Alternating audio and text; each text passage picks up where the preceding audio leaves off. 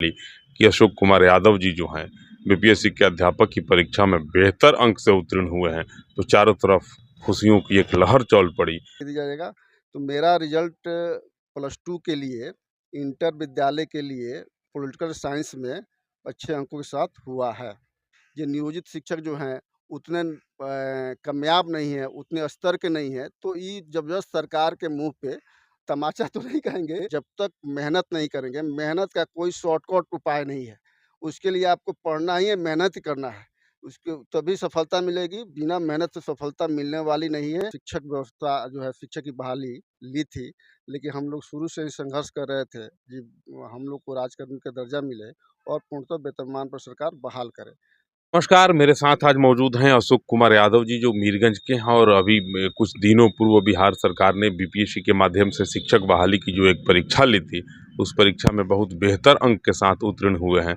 और जैसे लोगों को मीरगंज के आसपास के लोगों को यह सूचना मिली कि अशोक कुमार यादव जी जो हैं बीपीएससी के अध्यापक की परीक्षा में बेहतर अंक से उत्तीर्ण हुए हैं, तो चारों तरफ खुशियों की एक लहर चौल पड़ी। और जो जहाँ सुना वहीं से अशोक कुमार यादव को फ़ोन करना प्रारंभ कर दिया। फ़ोन करके बधाई देने लगे लोग। कई लोगों ने सोशल मीडिया के विभिन्न प्लेटफ़ॉर्मों पे जाकर के इनकी तस्वीरों के साथ इनको शुभकामना दी, इन्हें बधाइयाँ दिया।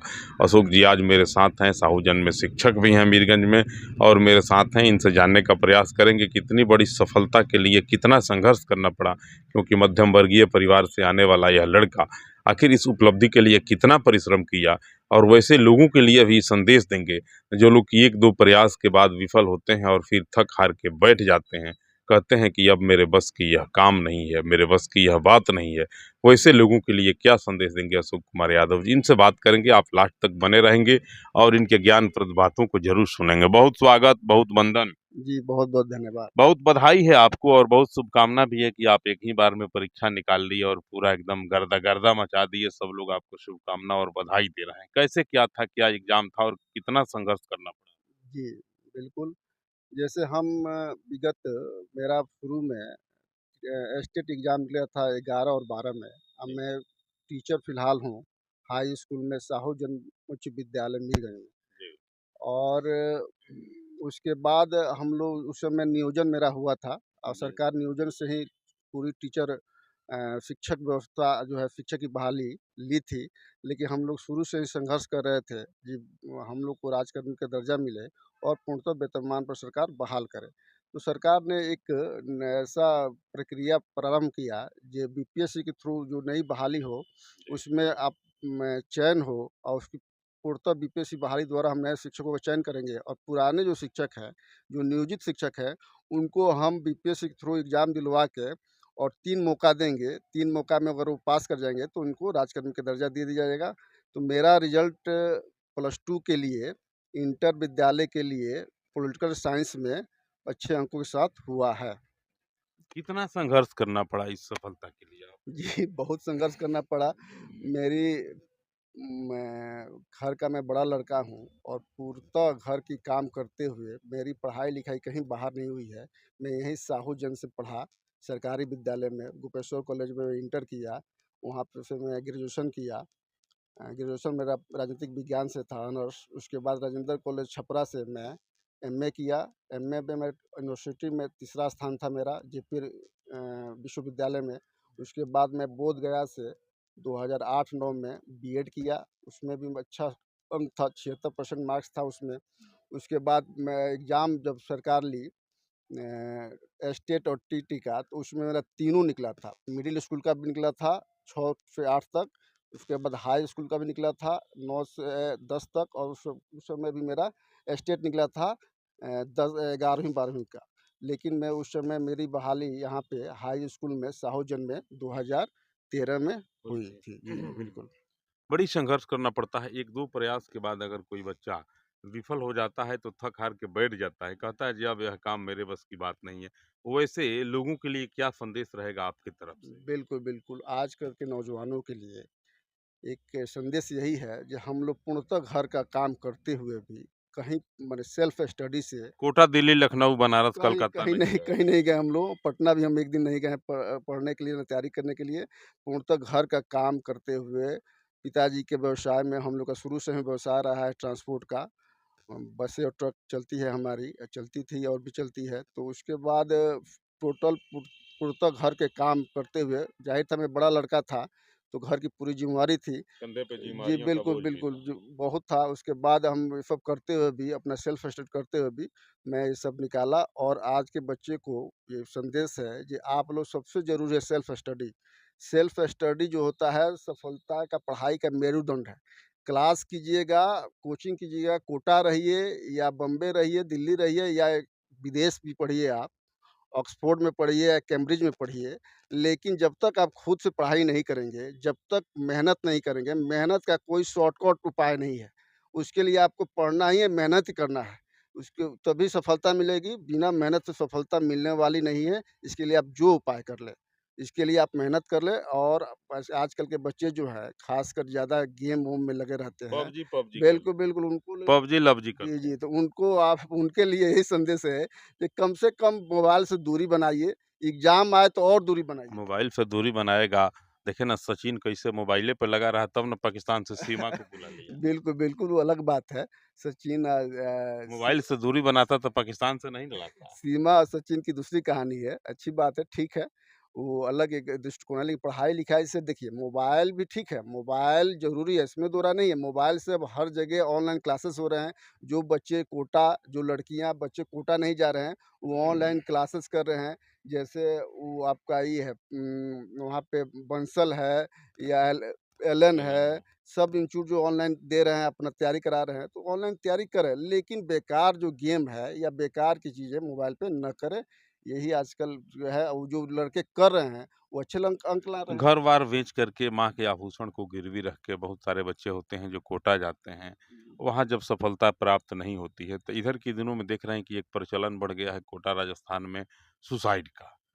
प्रत्येक 1 दिन 2 दिन के बाद वहाँ से खबर आती है कि फलाना बच्चा जो है आत्महत्या कर लिया। आखिर ऐसा क्यों होता जी, देखिए एक्चुअली होता क्या है, बच्चे जो हैं कुछ उसमें गार्जियन का भी बहुत इसमें रोल आ जा रहा है। होता ये है कि गार्जियन जो है वो कभी-कभी ज़रूरत से ज़्यादा महत्वाकांक्षा पाल ले रहे हैं अपने बच्चों के थ्रू। बट गार्जियन को ध्यान देना चाहिए, आपके माध्यम से मैं संदेश देना चाहता हूँ। जो बच्चे जो हैं वो तरह-तरह के विभिन्न उनमें प्रतिभा है। ऐसा नहीं है जो बच्चे केवल पढ़ाई में ही जाए। बहुत से बच्चे जो खेल-कूद में हैं, बहुत से बच्चे जो पेंटिंग में हैं, बहुत से बच्चे जो एक्टिंग करने की चाह रहे हैं, उनको करना देना चाहिए। अब हम लोग अपना जो महत्वाकांक्षा अपना जो बन नहीं पाए, अब बच्चों पर डाल रहे हैं कि भाई आईएएस बनो, है? बीपीएससी तैयारी करो, बीपीएससी निकालो, अपने तो किए नहीं हाँ, हैं। नीट निकालो। तो ये सब है, जो बच्चे जो रुचि है उसमें जाना देना चाहिए। अब होता है क्या है, बच्चे प्रेशर में आ जाते हैं। बच्चे को होते क्या, बच्चे जो एज होता है बहुत कोमल होता है, उतने मैच्योर नहीं हो पाते हैं वो। और उनकी जो आदमी वो कोटा गया, वो भी देखते हैं जब घर परिवार की स्थिति अच्छी नहीं है, किसी तरह पिताजी पैसा भेज रहे हैं, वहाँ पे जो है वो पैसा पैसा अच्छा लगता है, लाख 2 लाख से ऊपर की व्यवस्था है वहाँ पे हर कोचिंग संस्थान की। तो देखते हैं जब वहाँ पे तो पैसा गार्जियन कैसे भेज रहा है, गार्जियन का प्रेशर भी रहता है कि बच्चे अच्छे अंक लाएँ, और बच्चे अच्छे अंक लाते नहीं हैं। उसके बाद एक और उनकी जो इंस्टीट्यूट जो है वहाँ पे, वो तो एक हब बन गई है। हब जो है वो उनकी भी कुछ ज़िम्मेदारी बनती है। वो इतना ना एग्ज़ाम ले रहे हैं, इतना ना एग्ज़ाम ले, हर साप्ताहिक एग्ज़ाम लेने की क्या ज़रूरत है भाई? उसके बाद रैंक उनको दिखाना है, रैंक में बच्चे पिसते जा रहे हैं, प्रेशर और ऊपर से आता जा रहा है।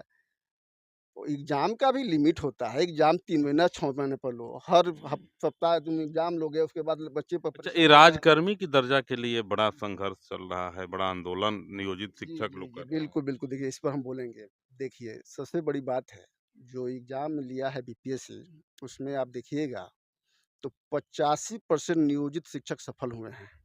और नियोजित शिक्षक जो है उसमें था, उनमें क्वालिटी भी है, उनमें वो मेरिट थी, इसलिए वो कह रहे थे कि हमको राजकर्मी का दर्जा दें। लेकिन कुछ तरह-तरह की भ्रांतियाँ समाज में, या वो जो सरकार है, वो पाल रखी थी, ये नियोजित शिक्षक जो हैं उतने कामयाब नहीं हैं, उतने स्तर के नहीं हैं। तो ये ज़बरदस्त सरकार के मुँह पे तमाचा तो नहीं कहेंगे, लेकिन एक सबक है।